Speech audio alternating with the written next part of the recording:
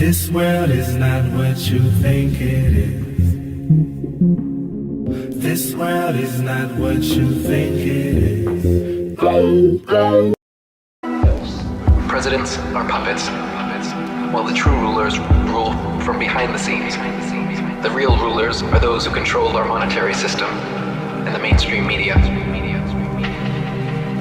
A tiny handful of people, made up mostly of Freemasons, run and control the vast majority of the world's banks and media. As damning and easily provable as is this fact of Freemason control, there is one other incredible fact, which has also been held from humanity for 500 years now. This fact is even more damning and more easily provable, and is also a direct result of the Freemason control over the minds of the masses worldwide. It is the most ridiculed, censored, and hidden fact in history. If this fact was made known to the world at large, just this one fact has the power to completely transform the world and everyone in it for the better, holistically, in a myriad of ways. Our rulers are well aware of this, and that is exactly why this truth has been held from us so expertly for so long. It is about the truth of who we are, where we come from, the actual position and significance of humans, Earth, the sun, moon, and stars. The fact is, the Earth is flat and motionless. And that is the revelation that will finally break the Matrix. You have been taught from the earliest ages that you live on a spinning ball, that NASA has sent men to the moon, and you are the result of a Big Bang explosion which created everything out of nothing. Yet nothing could be farther from the truth. The pictures and videos presented to the public by NASA and other government space agencies are as real as a Hollywood motion picture and as scientific as science fiction. Science facts, on the other hand, prove the flat Earth. There are hundreds of proofs and scientific experiments which have conclusively shown the Earth to be a stationary plane. But you have never and will never hear about these heavily censored experiments in our controlled media. Measurements have been repeatedly taken throughout history until modern times to test the Earth's supposed curvature. And every time have proven what our eyes and experience tell us to be true. The Earth simply does not curve downwards. This mythical curvature exists only in the fisheye lens footage they constantly film, and the fake CG images of Earth they constantly propagate. The spinning globe and every argument used to defend it is simply pseudoscience masquerading as truth. Millions of people worldwide are waking up to this incredible rediscovery. I encourage you to please explore this fascinating subject for yourself. Strangely enough, there's left in the world today an area as big as the United States that's never been seen by a human being. That's never been seen by a human being. And I think it's quite astonishing that there should be an area as big as that unexplored.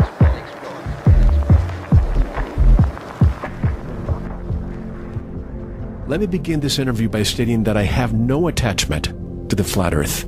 I have no attachment to the oblate spheroid, and even to this sphere. If our home is any of these, so be it. I wouldn't be surprised of any. What I continue to be surprised and suspicious of are the people who continue attacking those who simply ask questions. I recently attended a conference that deals with the most open-minded topics you could possibly imagine. However, when it comes to the flat earth topic, it was a no-no. Look, I can't say I blame people for thinking this is the most absurd topic under the sun, or the firmament rather, but you open-minded people who discuss aliens, UFOs, reptilians who ruled the world, Bigfoot, and the rest of it, why do you continue telling us to stop looking into this? Those of you who study the pyramids and ancient civilizations, you venerate these ancient ones, and rightfully so. And some of these very ancient ones believed the earth was flat. Why do you then continue looking into their achievements if the notion of a flat earth is so absurd and it's what they believed? And those of you who continue writing to me saying the ancient ones knew they lived on a sphere, how did they know? Just because you see a sphere above you doesn't prove you are standing on a sphere. You can still play pool on a flat table and basketball on a flat court. At any rate, I digress. Tonight's special guest is a veteran of this program, so he doesn't need a formal introduction. Directly from Bangkok, Thailand, I'd like to welcome Eric Dubay. Hello, Eric, and welcome back to Veritas. Hey, Mel. It's great to be back here. I love your show. Always a pleasure having you back, and I'm glad that we're still talking after a year. A lot of people that I know have stopped talking about this because they just can't sustain, they just can't endure the attacks that they continue to receive from people from all over the world. But I have to tell you, some of the smartest people I know are discussing this in silence. Why do you think that is? Yeah, well, like you said, a lot of people don't want to touch this subject with a 10-foot pole, and a lot of those same people are the ones espousing aliens and UFOs and Bigfoots and all the other unprovable conspiracy theories out there, whereas flat Earth is a easily provable conspiracy fact, which blows away all of these other theories out of the water. Aliens, the spinning ball Earth, evolution, dinosaurs, a whole range of other things start to be blown out of the water when you realize the flat Earth truth. And so this is when what a lot of truth seekers don't want us going down this rabbit hole, because that does away with their paradigm. People like David Icke and his reptilians on the hollow moon. You can't have those if the moon is a translucent light, just a disk, immaterial that you can't land on. Or Michael Tessarian's Atlantean progenitor aliens from Tiamat or whatever, all these supposed truthers that have their own myths woven based on things like aliens and the spinning ball planets and the infinite universe with infinite galaxies and all these supposed potential alien life that we have out there. A lot of their research goes down the tubes if the flat Earth truth comes out. So there's a lot of resistance being met, both from the mainstream sheeple who've been taught that flat Earth is something to be ridiculed and ridiculous, all the way to the alternative, whose narratives fall by the wayside if the flat Earth truth is discovered. So the alternative media is picking up the slack here, bringing the real truth. That's what we're trying to do. Alternative, I guess. It's probably 4 or 5 layers. But another thing that's not that it bothers me, but I see this a lot. A lot of people who write to me and say, Mel, you're just wasting your energy. There are so many other important things that we should be discussing, and we do, folks. We've had Eric last year. We've had, a few other people. We have Jeffrey Grupp coming in a few days. These are people that I've had before who are talking about this, and I think we should listen. But why do they continue to say we have so many other problems? Why are you focusing on this distraction?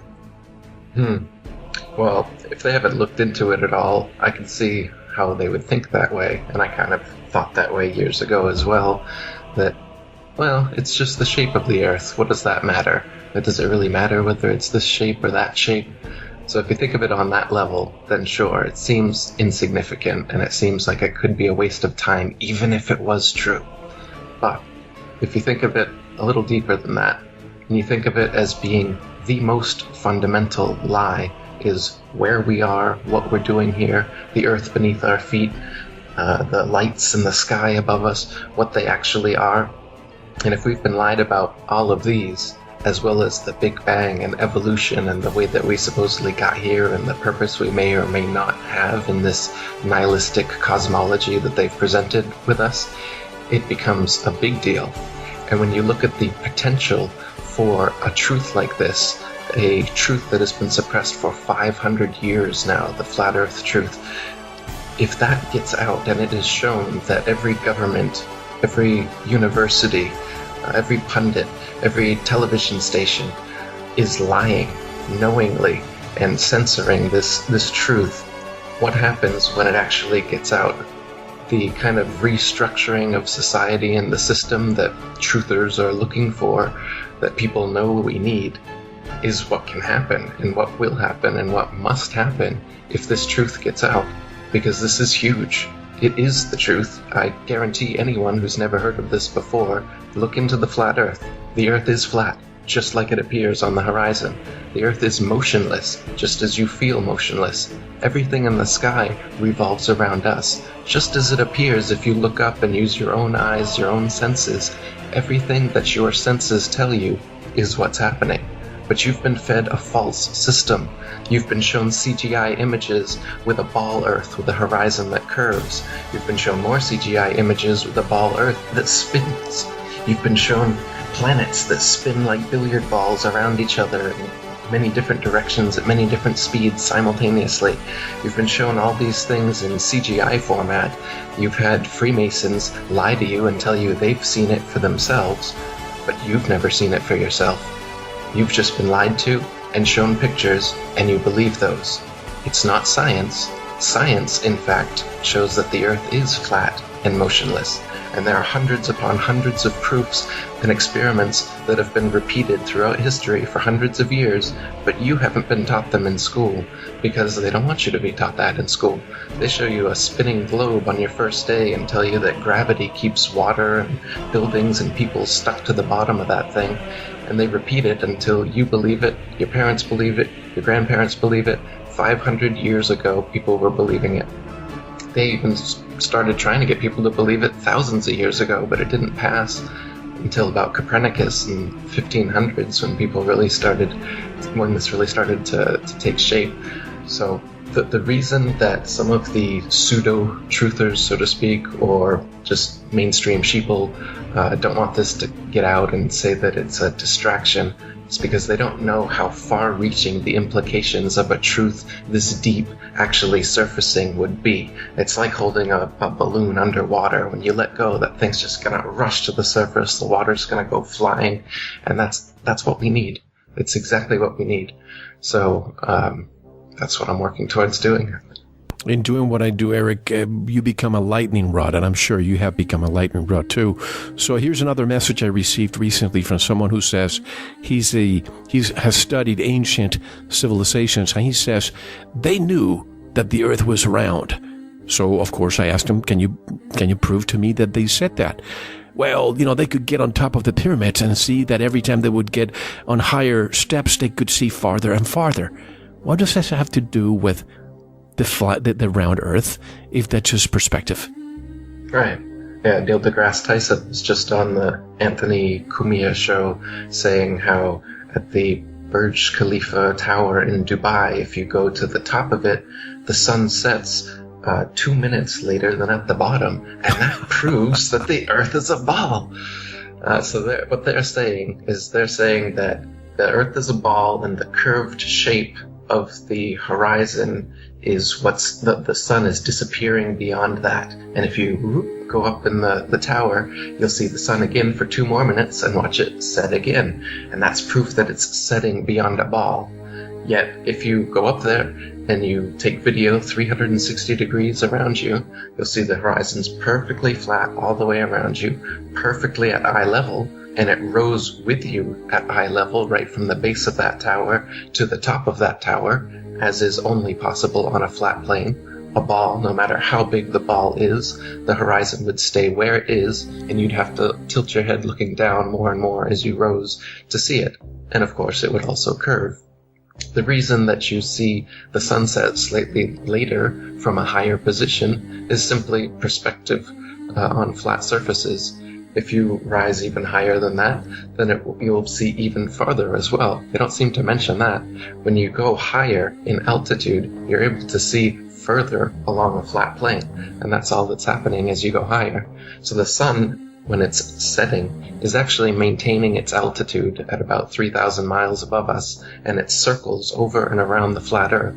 And so from your position, due to perspective, as it goes away from you, just like a row of street lamps, as they're going away from you, the one closest to you seems very high overhead, and then slowly dips down more and more to the horizon, or just like a long, narrow hallway where the floor rises up, the ceiling comes down, and the two walls come into a point right in the middle.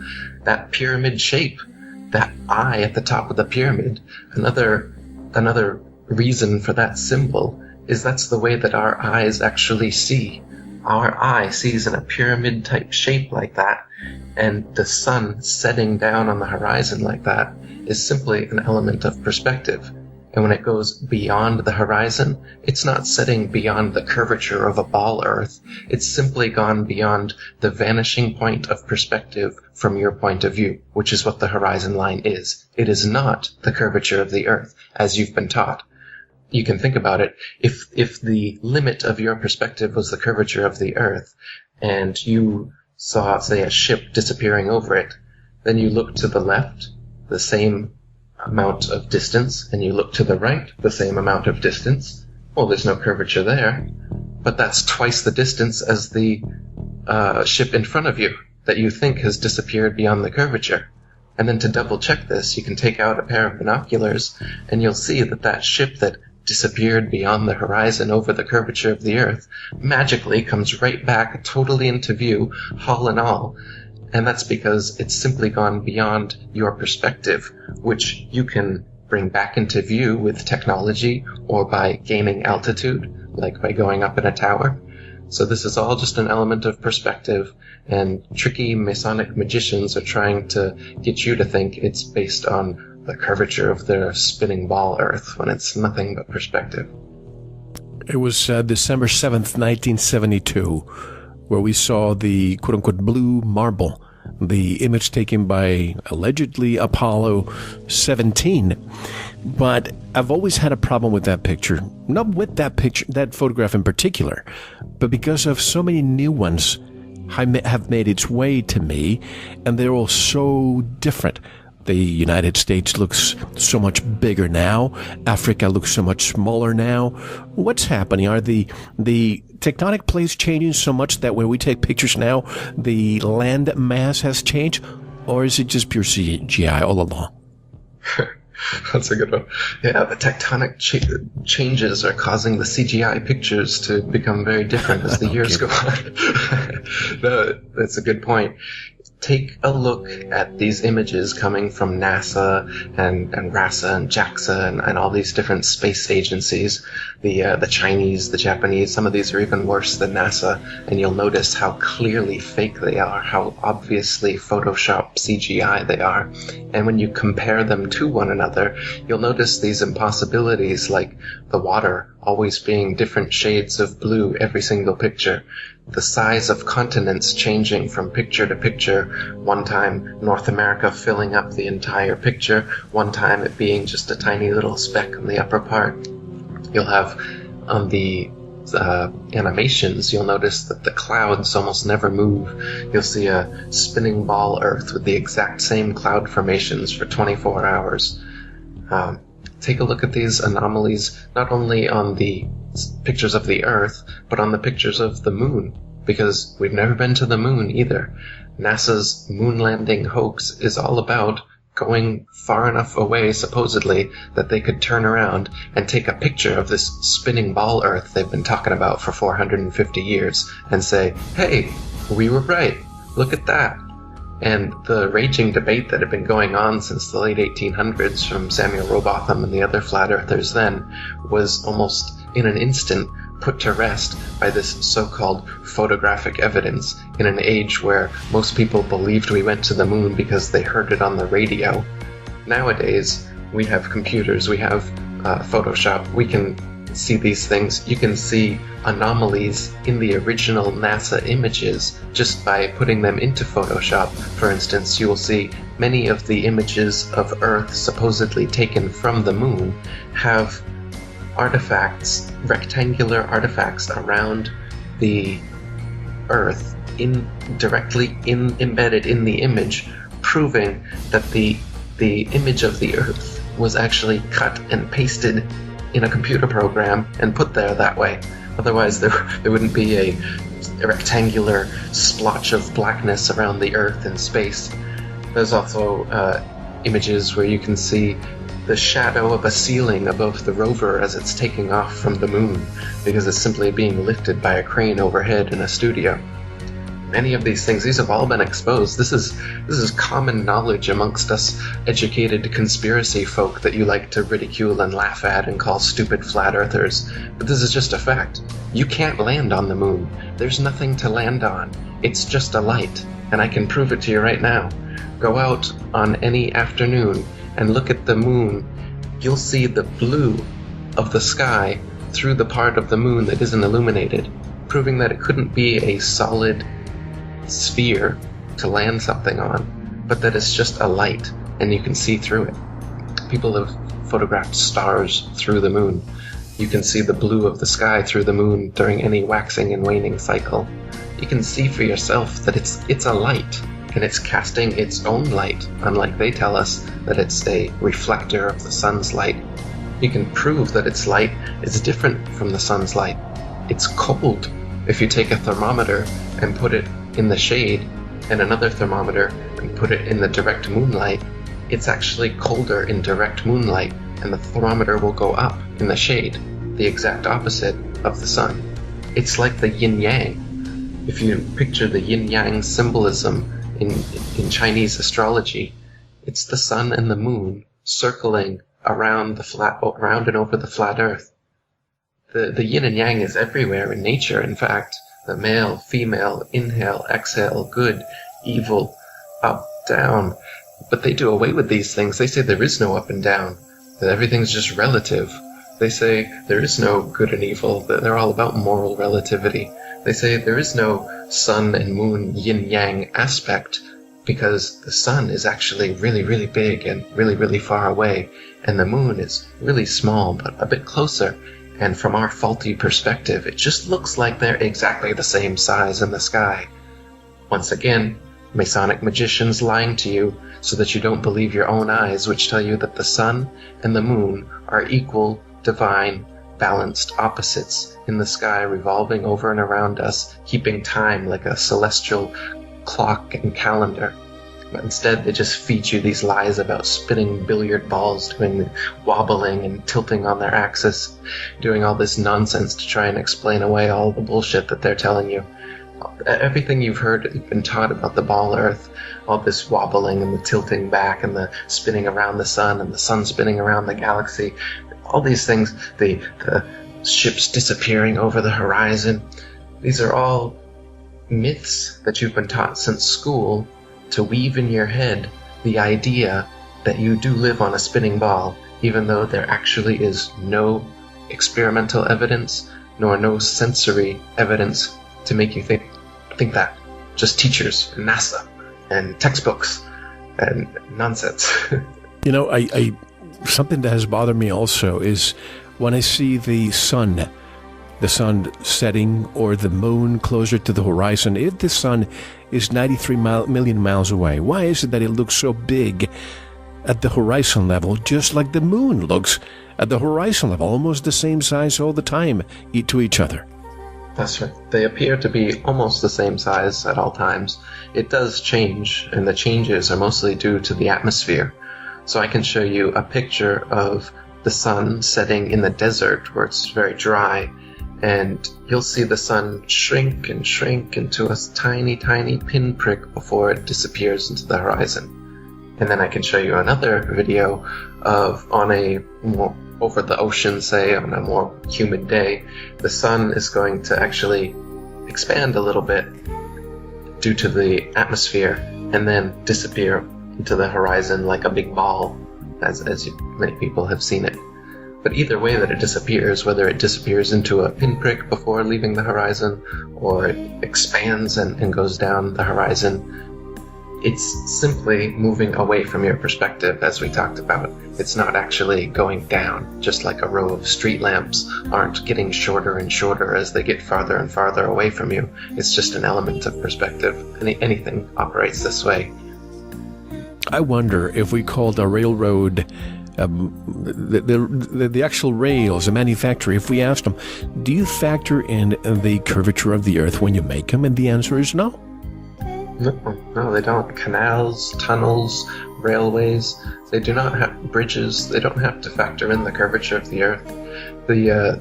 What bridges? The Golden Gate or the Punch Lane Bridge? I heard people say that. They say they factored in 2 inches for the curvature of the Earth. That's one of the only ones I've ever heard people claim that they factored in curvature. But even the Suez Canal and all these different canals, railways, they admit that there's no allowance given for curvature. There's quotes in flat Earth books for centuries from surveyors and engineers attesting to this. So, and of course that 2-inch one is a joke because the bridge is so long that the actual supposed curvature on their 25,000 mile circumference ball Earth would be, I can't remember now, but many, many, many feet, and not just 2 inches. So they can't even get their fake math right when they try to pretend that they factor in curvature. If we are spinning at 1,000 miles per hour, should most of the water, our oceans, cover the equator? Why is it that instead most landmass appears close to the equator? Shouldn't water be around the equator? Take a wet tennis ball and spin it. I guarantee you, folks, most of the water will move to the middle or the equator. Right. Yeah, their idea of a spinning ball and the actual alignment of things on the Earth doesn't fit too well. They try to say that it's an oblate spheroid, and that's to silence people that have objections like yours. Then show me a picture. Show me a photograph of the oblate spheroid. Oops, all our pictures are spheres. We'll get right on that. And then, of course, when you point out that you can see Polaris from the southern hemisphere and that the southern hemisphere is actually bigger than the northern hemisphere, they say, well, it's a pear-shaped oblate spheroid bulges out under the pole, under the equator. Yeah, that's it. And once again, well, show me the pear-shaped oblate spheroid then. Now, all they've got are these clearly fake photoshopped CGI spheres. Not the oblate spheroids, not the pear-shaped spheroids that they tell you about to try and cover up all these refutations that people come up with. But that's what you get. And of course, not only would, on a spinning ball, would everything gradually come towards the center, but also it would just fly off. Anything that's tried to stick to a spherical surface, even if it's not spinning, falls off. They say that there's this magical force called gravity, which allows by big masses, by virtue of their big mass alone, to create a force that attracts other smaller masses to it. Okay? Like a magnet? Yeah, but it's not a magnet. It's everything. They say everything has this force. Well, okay, show me something that's not a magnet that does this. No, they can't show you a single thing. They say, well, there's nothing big enough until you get to the level of like moons and the Earth and the planets and stuff like that. Then stuff is big enough to cause this attraction we're talking about that causes the water and you and the buildings and everything to stick to the bottom of this 1,000 mile per hour spinning ball. But no practical examples of it whatsoever. They can't show you any mass by virtue of its big mass alone that causes even a dust bunny or some tiny, tiny small mass to stick to or orbit around it the way that they say gravity causes masses to do to other masses. So really, this gravity theory is just an illusion that they've told you to make you believe that it's possible that the oceans could be curved around a spinning ball like this, and that you could be in Australia upside down and experience yourself as right side up and never fall off. These are all just ways to make you stop believing your eyes. It's pseudoscience to remove you from the actual known science for thousands of years, which is that things fall or rise based on their relative density. It has nothing to do with gravity. If something is more dense, then it goes lower. If something is less dense, it just moves higher. If you've got a helium balloon, how come gravity doesn't bring that down to the Earth? Well, because the helium is lighter than the oxygen and nitrogen and other elements in the air around it, so it naturally rises. Oh, but then you hold a rock and let it go, and the gravity is what causes the rock to drop, right? No, it's the relative density. The rock is denser than the air, so it falls. That's it. You've been taught a stupid science that tells you that gravity, this big G, the G in the Freemason symbol, all these Freemasons are telling you, gravity is their God. That's what the G is. Their gravity is what created the Big Bang. Not God, gravity. Gravity somehow made everything just explode and then turn into spinning spheres around each other. And then gravity causes the ocean's tides to pull up. And gravity causes you to stick to the ball Earth. But mosquitoes and bugs and everything can escape gravity. Helium balloons can escape it. Think about it. It's what I'm saying. There really is an up and down in nature. Light things go up, heavy things go down. That's it. Gravity is bullshit science to make you believe you're on a spinning ball. Last year, we briefly discussed the EPIC, the Earth Polychromatic Imaging Camera and Telescope. You know, that little image that makes NASA feel so smart. I got to tell you, folks, I think the powers that want to be, they want to have intellectuals. They want to bring them to their colleges or universities, give them PhDs so they can be brought to their silos. What they don't want is renegade, inquisitive minds. People who question what they're telling us, like that picture of EPIC showing us the Earth from 1,000,000 miles away. And they confirm it's an animation featuring actual satellite images. But the question is, once you see that laughable moon go along for hours, not a single piece of cloud moves. And I'm sorry, but I just can't believe those quote-unquote intellectuals out there don't question that. Absolutely. And why don't they question that 1,000,000-mile internet connection that allows us to receive those pictures? Where's the patent for that? Why aren't internet service providers using some of that technology? My Wi-Fi cuts out right away. I'm not close enough to a hotspot, but they're able to get super moon animations from 1,000,000 miles away. And what is this about them saying that they have to splice the satellite images together and it's actually an animation and all this stuff? It's a backpedaling liar. Don't you know a liar when you see one? When you catch out a liar in a lie, do they just go, "Oh yeah, you got me. We don't have 1,000,000-mile internet and it's clearly a bad cartoon." No, they say, "Oh, well, it is our satellite imaging, but you see, the way that we receive the technology from the imaging from the 1,000,000-mile internet, we have to splice it together, and it looks like a sad animation. Believe us." Smart talk. Yes, exactly. It's all smart talk. And even, I drive 3-4 hours in the desert coming to where I am now in Mexico, and I lose cellular communication for about 3 hours. And I'm thinking, in the 21st century, when we have quote-unquote probes leaving our solar system and transmitting almost at the speed of light to us, yet I'm here in the desert and I cannot get cellular signal. But anyway, I was telling you offline that we took a sunset cruise a couple of days ago, and in the sunset, I've mentioned this before, how from my house I can see 80 miles away the coast of Baja California. So I went to the captain. I was holding some binoculars, and I asked the captain, "Hey, Captain, can you tell me what that is that we can see only now in the afternoon because you can't see it during the day?" And he said, "Oh, sure, that's the tip of Baja." And I said, "Really? You think that's just the tip? Why don't you just look through these binoculars?" And he couldn't believe it. He saw from the bottom of the bottom that meets the sea all the way to the top. And he looked at me and he couldn't explain it. I just love to see their faces when these people who, are navigators and so on, all of a sudden are confronted with something they had no idea was in front of their faces.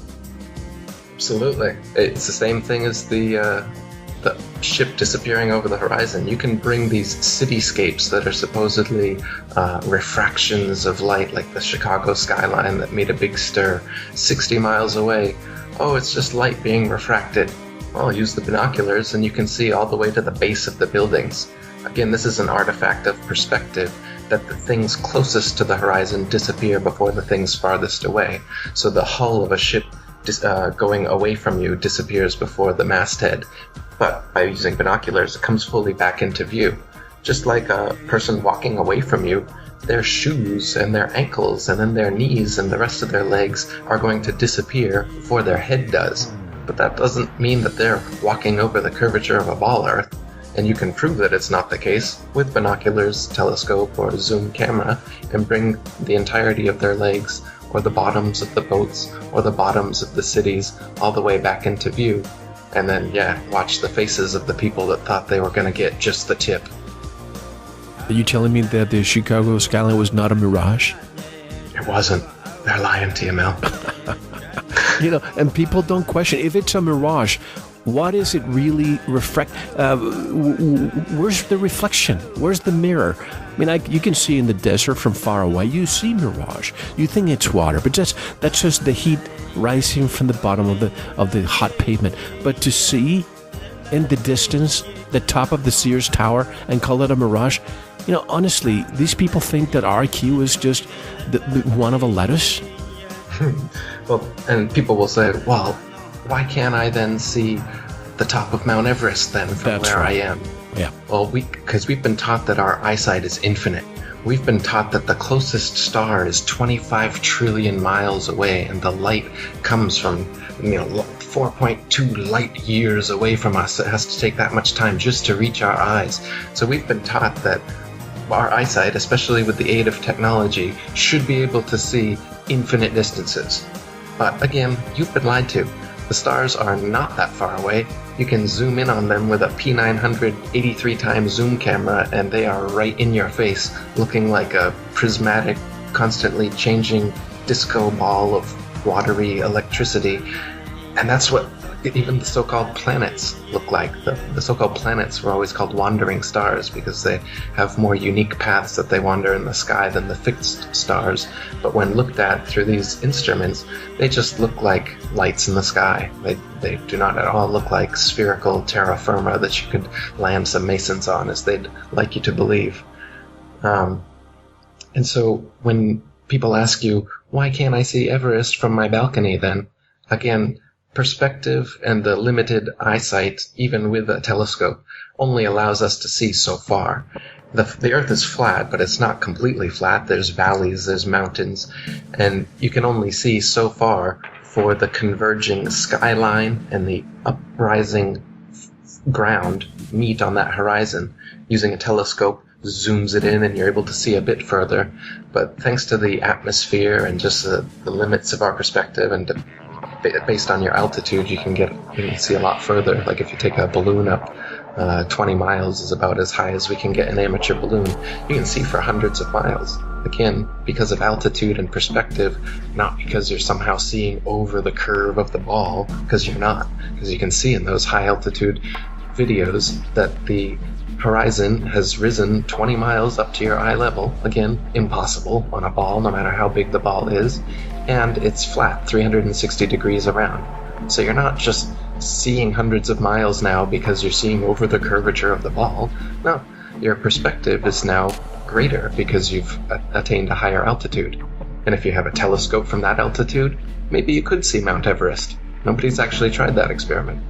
But as far as, seeing the Antarctic ice wall from your balcony, no, I mean, our eyesight is limited, and you've been lied to about how far light can travel. It can't travel trillions and trillions of miles, and the stars aren't that far away anyway. Plus, you have plenty of dust particles that prevent you from seeing so far away anyway. But, I saw somebody ask the other day, so where did John Glenn go on February 20th, 1962? What is the flat Earth explanation? Where do you think he went? We know he orbited the Earth, and this has been well documented. So, does that prove anything? The fact that you're saying well documented, and these theories that they call 100% correct, can they prove it? Can we really prove anything beyond our planet if we can replicate an experiment in a controlled environment? It's just like we know the steel recovered from the World Trade Center was shipped to China. Of course, there was nothing there. Those towers dustified, but the lie was repeated so much that I even believed it. And even when I had Dr. Judy Wood on the show, and I said, what about the steel that was shipped to China? You're like, yeah, that's something I was told and believed. This is what the media told. This doesn't make it a fact. Right, exactly. The actual physical evidence, they're always short on that stuff. When you ask NASA, hey, how about the telemetry data from the supposed rocket and shuttle that took you to the moon and back? Could we see the reels and reels of that? Oh, we lost it. Oh, that's too bad. How about the original moon landing footage? Could you show us the original tape so we can verify their authenticity? This $30 billion project you did 45 years ago and came back with really terrible black and white ghostly images of a recording that you forced the news agencies to do. Could we see the original that nobody has ever seen? Ooh, sorry, we lost that too. Oh, you lost that too. Oh, hey, we killed Osama bin Laden. Really?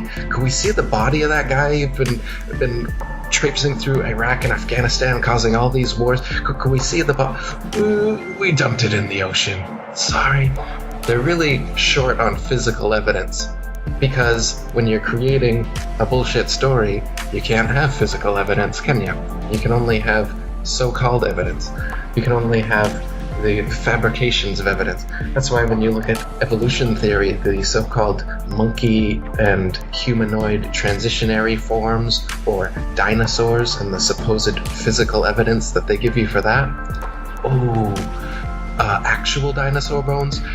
Well, the actual dinosaur bones, we keep those under a lock and key that no one in the public can ever or has ever seen, and instead we give you plaster of Paris molds that we assure you come from the original bones that you've never seen, but they are there. And as for Lucy and these Neanderthal man and all these other supposed transitional species, yeah, sorry about that, but it's just human bones mixed with ape bones, and we've been doing this for 150 years now, being exposed regularly, but we just keep doing it. And the great lie, if you just keep telling the same lie over and over again, even if all the physical evidence has been exposed as nonsense, they'll start to believe it just by the sheer weight of the propaganda. So as a truth seeker, I recommend people ask these questions and look for the physical evidence. Look for, aliens. Oh yeah, show me physical evidence of an alien. Still nothing. How many type in aliens? We must have millions and millions and millions of hits and people contacting aliens and all this stuff. Physical evidence, please? None. Okay. These kind of things are where you have to look, and that's where the flat Earth is. It has reams of physical evidence. My latest book is 200 Proofs the Earth is Not a Spinning Ball. I came up with 200 because William Carpenter came up with 100 back in the 1800s, and I wanted to double it. Somebody else could double mine. When you're dealing with the truth, you can come up with as many proofs and experiments and evidence as you want, and that's what you're going to find for the flat, motionless Earth. And again, this is why they don't want you using this method of discernment. They want to keep you in la-la land based on testimonials and hearsay. They don't want you doing actual science, looking for actual physical proof of things, because that's when you really start to get to the bottom of these hoaxes.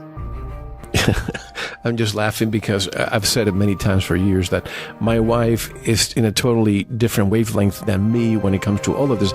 Like the captain the other day, when I asked him the question, she knew why I was asking. She was rolling her eyes. Or we went in, a few months after we did our interview, and we discussed a little bit of the dinosaurs, which I'd like to discuss more later.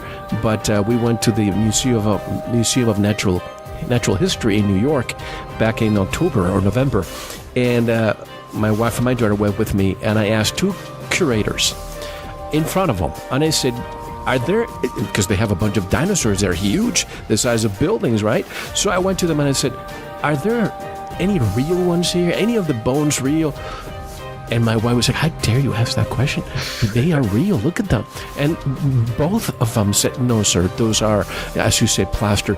And I said, what's the reason? Why can't you just, because of the elements, and we don't want people touching them, even though they have, ropes around them, you can't touch them. But just to avoid the historical value, we need to put them away somewhere. And I'm thinking, where the hell do you have these huge bones? Where's the warehouse? I like to go see. So, do they have real bones somewhere? No, I mean, even longtime paleontology students have come out saying that they're trying to get a glimpse of these, but because they were critical of the establishment, they aren't allowed to see them either. Basically, it seems like unless you're indoctrinated enough, or unless you've been brought into the secret societies and told the truth anyway, that you're not going to get into the higher echelons of this kind of stuff anyway. So, people like Neil deGrasse Tyson, he knows the Earth is flat and motionless. He's a Freemason, and he's doing a job, an acting job, where he propagates this deception onto you guys. And the high-level dinosaur people, it's the same thing. They know that dinosaurs don't exist.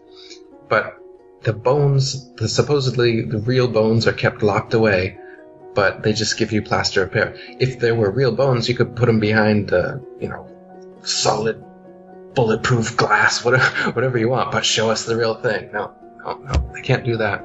But they show us petrified wood. I mean, lunar rocks.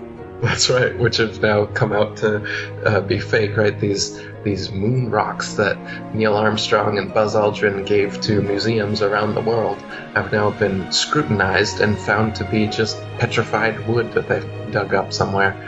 So, yeah, these things, they've been exposed as complete hoaxes, but the public is still being duped by things like museum displays of fake bones and whatnot to make us believe that we evolved from giant reptiles. So what dinosaurs do for the evolutionists is they provide the stepping stone from lizards and fish and non-flying things to flying lizards and then reptiles turning into mammals. See, they've got these links in the supposed evolutionary chain that they don't have fake answers for, so they've had to come up with them along the way. And so, they say that the Big Bang happened and everything came from nothing for no reason due to gravity, their God. And then all of this explosion, which, unlike most explosions which destroy things, this explosion created things. It created everything somehow out of nothing. So it's a creationary explosion. And then all this debris, which came out of nowhere and nothing. And now, what is this debris? What is it? It's the lighter elements, I guess. Hydrogen, helium. Okay, whatever. And then somehow they become greater elements and bigger, heavier elements. And they start spinning around and they become these planetoids, lifeless. But then somehow water forms, the elements come together, and somehow with an intricate, meandering of these elements, consciousness and life and intelligence somehow comes into play. And now there's living organisms, and then somehow they reproduce. There was two of them, and they had sex somehow. They just simultaneously manifested, I guess, and now sexual reproduction started happening, and then the species started changing. And they had two males that reproduce. How is that? Right. How is there two of anything? How is there one of anything? They can't explain that, but they just skip over that in one sentence in your textbook and hope that you don't ask questions. So then it's multicellular organisms, and then it's a fish, say, in the water somehow. Okay, now we're up to fish now. And then the fish somehow crawl up onto land, and they don't die like every fish you've ever seen that jumps out of the water. Somehow it lives. It transitions its gills into lungs. It mates. Somehow the offspring live, and then the offspring have magically mutated into air-breathing fish-like amphibians now. And then the amphibians turn into reptiles, and then we got to get them flying. Okay, that's where the dinosaurs start coming in. We got a flying pterodon, pterodactyl terrorist. We like that word, terra. Terra means earth, the earth that we lie about. So it's a flying dinosaur. And then they got dinosaurs that supposedly had feathers that they're trying to convince you of. Feathers that fossilized 65 million years ago. And now we have proof that dinosaurs were the evolutionary link to feathered birds. Again, these have been exposed as hoaxes if you look into them. I won't get into it here. But then, suddenly, a meteorite comes. And what does the meteorite do besides reinforcing their bullshit spinning ball infinite universe? It does away with all of these supposed dinosaurs that existed. And cockroaches and frogs and other lizards and all the other stuff that's still alive today, those were able to survive the meteor. But somehow all those big, giant, ridiculous lizards that would topple under their own weight and whose bones couldn't possibly support their massive structures, those all went away. Except for some bones which paleontologists find, not normal people, not everyday people tripping over them for thousands and thousands of years, but just interested parties for the past 150 years, the first dinosaur bone discovered shortly after the idea of evolution was introduced. So it's just a convenient, these supposed transitional forms, dinosaurs, the ape man, human man, all this stuff. This is just what they need to make their evolution idea seem plausible. And they fabricate the supposed evidence for you to make you believe in it. But when you look into the actual physical evidence that exists for these supposed transitional forms, or the history of the adaptation of species, has there ever been a species that turns into another species? Macroevolution? No. It's never happened. They have no proof of it. Microevolution, minor adaptations within species? Sure. But this is what they're trying to turn into macroevolution of everything that exists evolving from everything else that did exist, evolving from nothing and a big bang. So they get you to believe that the amazing connectivity, beauty, diversity of nature and the natural world, the intelligence, everything around you somehow came from nothing for no reason and out of an explosion that created it, and then it just like evolved for no reason to have consciousness, life, and intelligence and have all this order and beauty and diversity that we have just by coincidence. It's random. Yeah, it just happened. So what does this do? It's a nihilistic, atheistic cosmology that makes you a speck of dust. It makes God irrelevant. It makes him impossible. It makes you a purposeless, meaningless accident of an explosion that just happened to be now. So how would you live? How would you live your life when you believe that kind of cosmology? Well, it's all about me. Nothing really matters, so I might as well just have a good time, do what I want with my life, consume, which is exactly the way society is set up, and the way that the people who control society and who have fed you this myth for centuries anyway, that's what they want. And that's why you behave this way and think this way. And that's why you scoff at people that know that they were intelligently designed by an intelligent designer. That's why you scoff at people that know that we're on a flat, motionless Earth. And you laugh your hearty spinning ball earther laugh where you think that you know something because you've seen CGI pictures and you believe that that guy Neil deGrasse Holt Tyson. And I tell people, because they say, Mel, so if you're not religious, that means you're an atheist. And the answer is absolutely not. I have never been an atheist. And yes, I abandoned organized religion a long time ago because I don't think that I should have a toll booth on my path to enlightenment. But essentially, what Eric is saying is the equivalent of me throwing a chalk on a blackboard and expecting the word God to show up. I think that's more probable than what they're saying. But by looking at the species, by looking at consciousness, by looking at everything that surrounds us, to come from an explosion, I just still cannot get it. So yes, I think they're trying to get us to believe that we are insignificant, utter dumb slaves that have no hope, so that we can just go to work 8 to 5 paradigm and just be too occupied to ask questions. But I have a question. Probably half an hour away from me here, there's something called the Pinacate Crater. And it's by UNESCO, they consider it as important as Machu Picchu in Peru. Not a lot of people know this, but this is the crater by, let's call it whatever, a meteor, whatever crashed on it, where the Apollo 11 astronauts practiced before going to the moon. These craters are what look to be like craters. What are they then?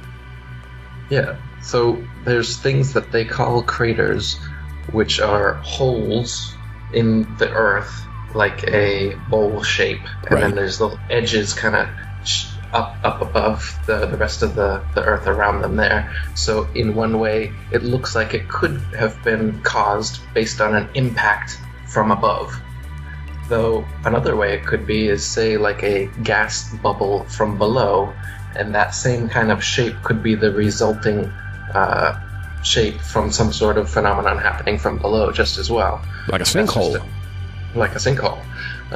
And if it was from, say, a burning rock from outer space, there should be huge, I mean, the rock itself should still be there if it caused that big of a depression, and there should also be huge chunks of it everywhere. Yet none of these supposed crater sites have anything of the sort. No big ball sitting in a hole, or even gigantic shards that we can still look at. Only, again, little pieces that they claim, oh, this is a meteorite, just like they claim the moon rocks. And same with the craters on the moon. If you look at the moon with your own eyes or with a telescope, there are potch marks of some kind there, but it's a foregone conclusion to say that they are craters formed during meteorite collisions. I mean, this is just an explanation that you've come up with. It's a possible explanation, but there's no physical evidence for that. None of us have ever seen a rock come from space and collide with the Earth, make a huge explosion, and then show us the rock sitting there so that we can verify that, yep, that was a big-ass rock that just came from outer space. It doesn't exist. We don't actually have that physical evidence to prove that such a thing exists. So what do we see around the world? These lights that we saw in Russia a few years back and Arizona a few weeks ago, what are these? Well, we've got shooting stars. Like I said, stars aren't actual terra firma, so when you see a light shoot from somewhere to somewhere else, it's simply that. It's simply a light shooting. It's not a rock in outer space coming somewhere. No, but the ones in Russia that actually broke school windows, and it almost felt like an explosion. Right. And then you've got these ones where you can see mostly from Russia, it seems like, from dashboard cams, you'll see these burning balls of something coming, and yeah, they've even crashed windows and something.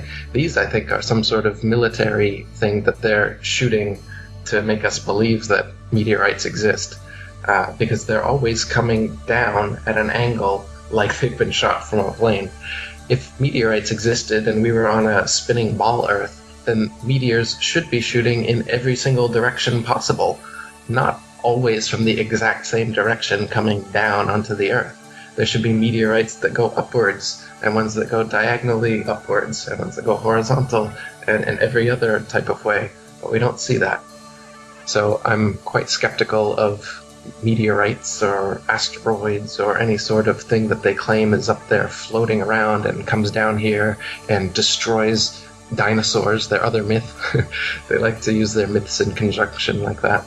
Two more questions. No, I'm sorry, finish your statement. Yes. So as far as the Russian ones, I would tend to think those are some sort of military experiment, some sort of weapon or something like this, because you don't see them all over the world. You just see them there. It seems like it might be something they're working on. And the craters, not sure what those are formed from, but again, not seeing the evidence that they're from rocks falling from the sky. And for shooting stars, they say that those are comets, or that's another one. They say comets or whatever are asteroid rock formations that circle around us every so many years. But if we're spinning around the sun and the sun's spinning around the galaxy and all these motions are happening, why would comets have regular revolutions that we would see in such a cosmology? If the Earth was actually making all of those motions, we shouldn't ever come up across the same comets again. That makes more sense in a geocentric cosmology where everything in the heavens is revolving around us, so that it could return at a regular time, like Halley's Comet or something like that. What about the Tunguska event in 1908 in Russia? What do you think caused that?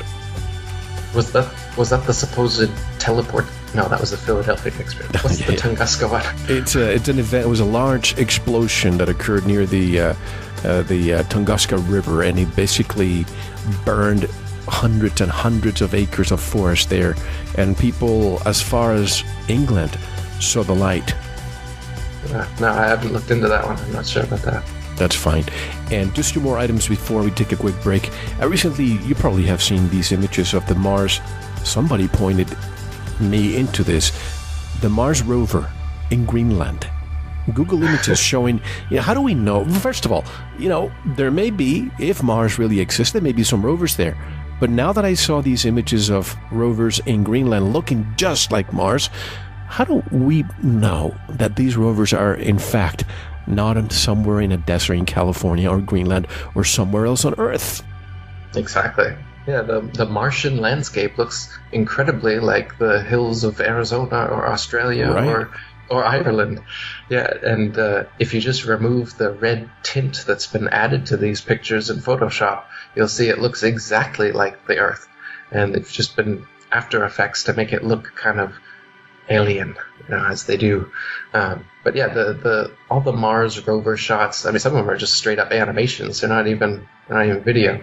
The video are all filmed here on Earth.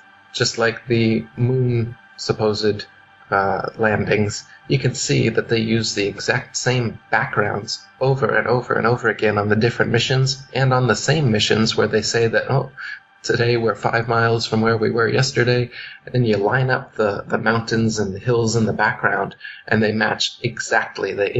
They overlay perfectly, showing that they're in a relatively small studio, having to use the same backdrops over and over again, but shooting them from different angles and from different distances to try and give the illusion that they've covered great distances on the moon. But again, with your third eye and a little bit of physical evidence, putting them next to each other, the angles, ups and downs of the mountains and hills trace each other exactly. Just like the gravity on the moon, which is supposedly 1/6 of the fake gravity here on Earth, causing the astronauts to move in that slow, floaty type of way.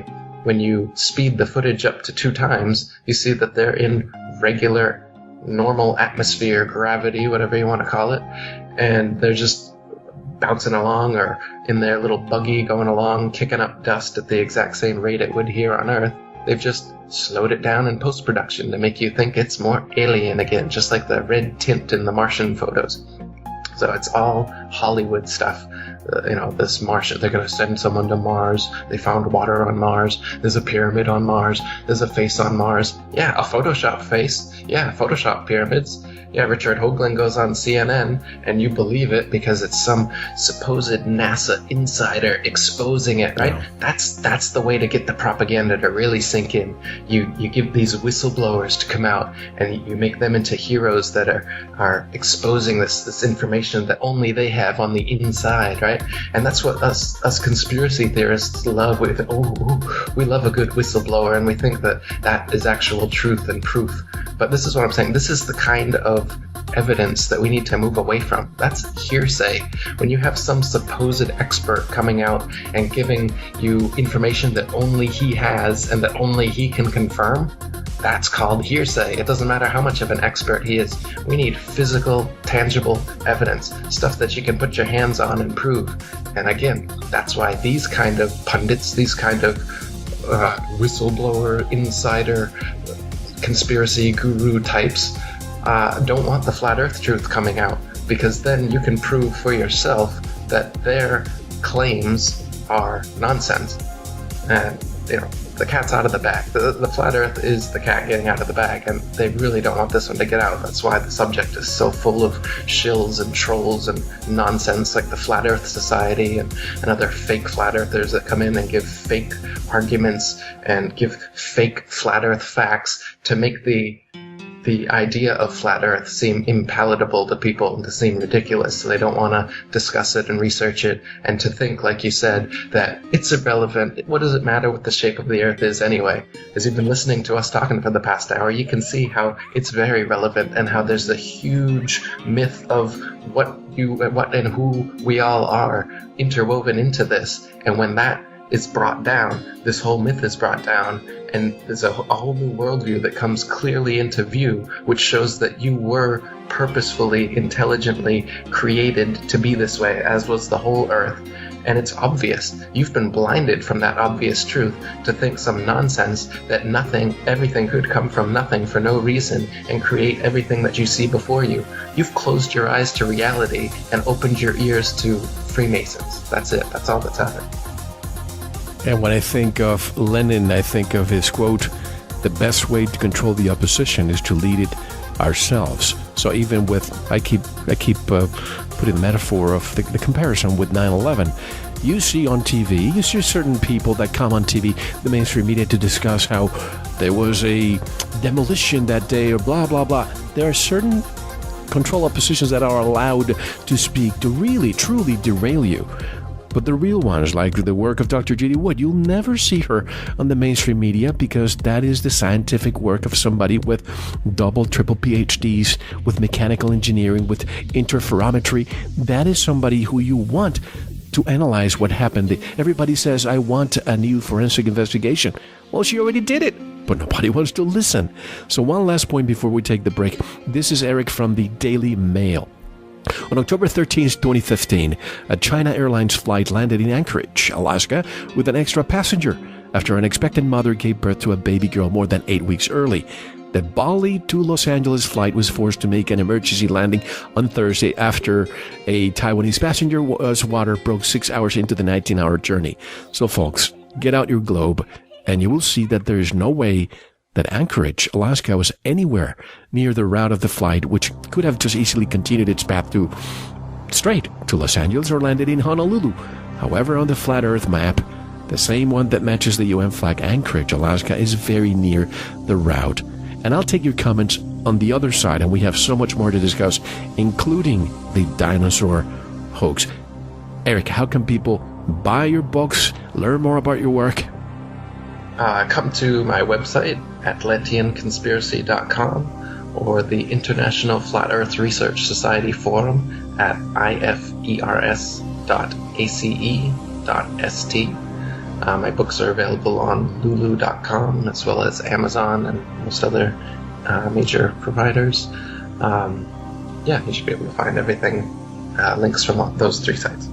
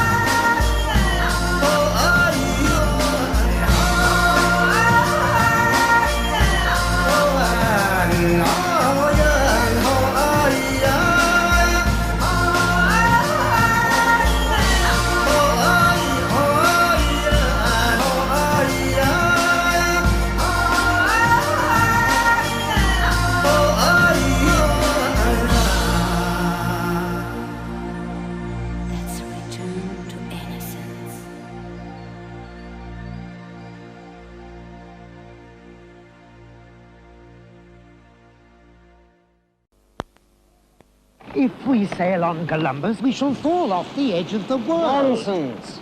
The world is round. Captain! The edge of the world!